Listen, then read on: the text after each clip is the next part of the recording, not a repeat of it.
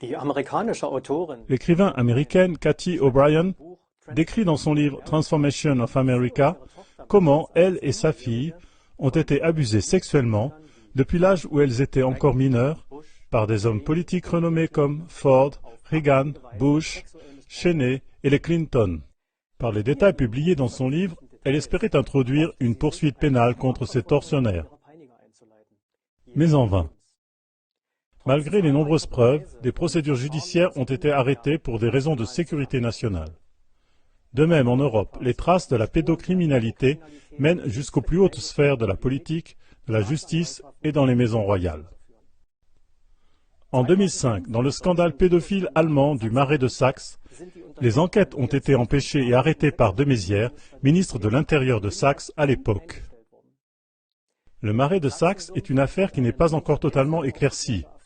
Elle tourne autour de l'implication d'importantes personnalités de Saxe, entre autres, dans la prostitution forcée de mineurs. Une plainte avait été déposée contre Thomas de Maizière, accusé d'avoir soustrait des malfaiteurs à la justice, puisque des rapports d'enquête portant sur des hauts magistrats de justice et des hommes politiques connus avaient disparu. La plainte contre de Maizière n'a vu aucune suite juridique, au contraire. Il avait même été promu à la position de ministre de l'Intérieur de la République fédérale allemande. Ainsi, chez nous en Europe, il semble aussi plus important de protéger au nom de la prétendue sécurité nationale des pédophiles importants et organisés au niveau international, plutôt que de protéger nos enfants. Face aux procédures pédocriminelles indiquées dans nos émissions, que ce soit dans la politique, l'économie ou dans des maisons royales, CLA TV demande au nom du peuple et des victimes innombrables. Pourquoi êtes-vous devenu fonctionnaire de la police judiciaire, procureur et juge? Comment avez-vous pu vous engager, étant payé par l'État, à protéger le peuple et délaisser maintenant si lâchement votre peuple? Vous combattez des bagatelles quotidiennes, mais vous négligez votre vrai mandat.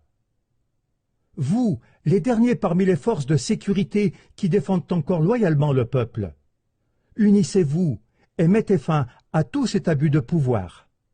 C'est votre heure. Celui qui, comme vous, occupe une fonction si importante et qui délaisse le peuple sans défense à l'heure décisive du danger, celui-là doit être placé au même niveau de peine qu'un déserteur en temps de guerre, qui abandonne ses camarades et les livre sans protection à l'ennemi. Donc, une chose est sûre, tôt ou tard, un tribunal du peuple se formera et demandera des comptes à tous les traîtres du peuple. Ou, pour le dire avec les mots de Ronald Bernard dans une interview, « Réunissez-vous, réunissez-vous, rassemblez-vous, et toute cette histoire de merde disparaîtra. »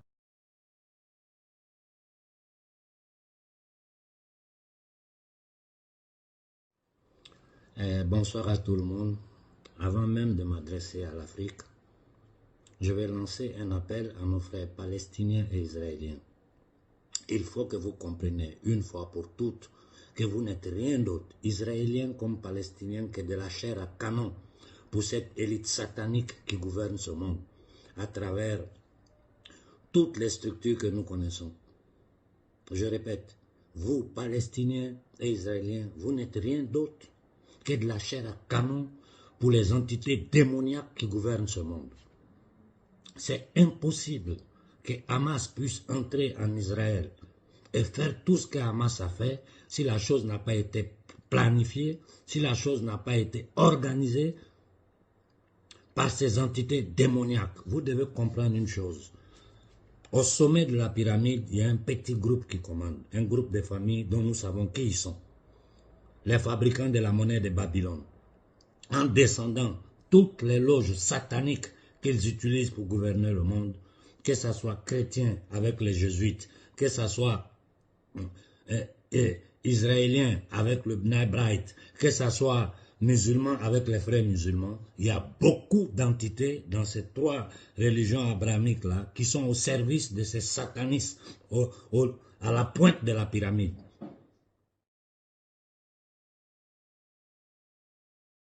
Imaginez pendant un court instant que tout le monde soit endetté. Alors ça, j'ai pas besoin de l'imaginer. C'est sûr. Soyez attentifs, je vous prie. Un visiteur arrive dans notre ville. Il se rend chez Zenzer. et demande une chambre. La 18. Il donne un billet de sang et récupère ses clés. Ensuite, Zenzer se rend chez Lechner avec le billet de sang. Il s'en sert pour payer ses dettes. Merci. Lechner va chez l'aubergiste avec le billet de sang et règle sa note. Merci. L'aubergiste va chez Tony pour lui acheter des saucisses et de la viande. Bonne journée. Gertie? Gertie? Et Tony va voir Gertie avec le billet de sang et lui rend enfin l'argent qu'il lui doit. Et ensuite Gertie se rend chez Zenzer où elle paye la note qu'elle lui doit pour la chambre qu'elle utilise tout le temps. La chambre ne me convient pas du tout. Pour finir, le visiteur descend mécontent et dit « La chambre ne me convient pas du tout ». Il récupère son billet de sang et s'en va.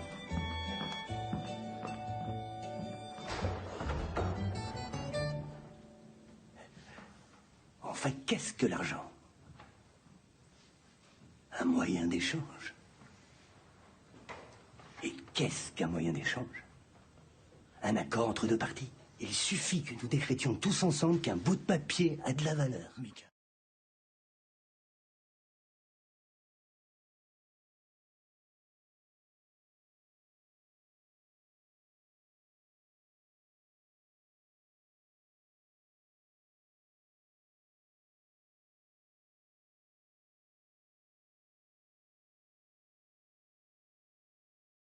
Je le redéclare haut et fort. Ainsi que nous avons pu le démontrer grâce au contrat des laboratoires Pfizer avec Ursula von der Leyen, les injections expérimentales sont bel et bien des armes biologiques de destruction massive qui ont été utilisées à dessein par le gouvernement français contre la population française.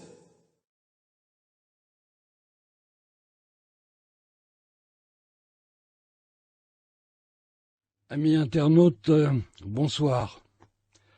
Nous vivons un moment tragique de l'histoire de l'humanité et le pire est encore à venir. Je pense que chacun d'entre vous le constate comme moi. La route sur laquelle nous sommes engagés risque de nous conduire tous vers l'abîme si nous ne sortons pas de cette léthargie mentale et morale qui semble avoir fait de nous un troupeau de moutons prêts à être sacrifiés. Il y a des moments où il devient indispensable de se réveiller, de sortir de la soumission et de la fatalité, de combattre pour la vérité, de prendre position pour la justice et la paix, plus que jamais menacées. Nous ne pouvons plus être des spectateurs passifs de notre propre destinée, car si nous le faisons, nous deviendrions complices de l'extinction probable de l'humanité. Nous sommes arrivés au moment crucial où tout peut basculer. Et c'est la raison pour laquelle des médias indépendants comme le nôtre sont massivement mobilisés.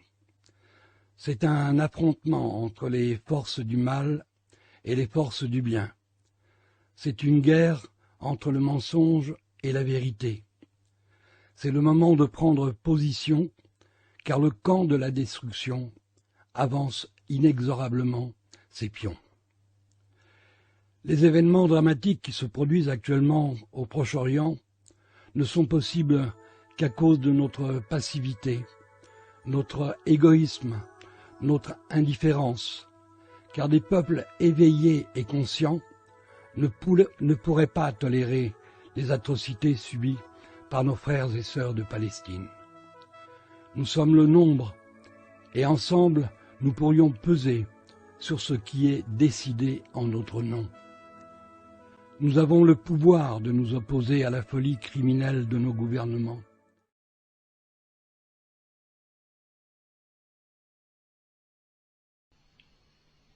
Espèce de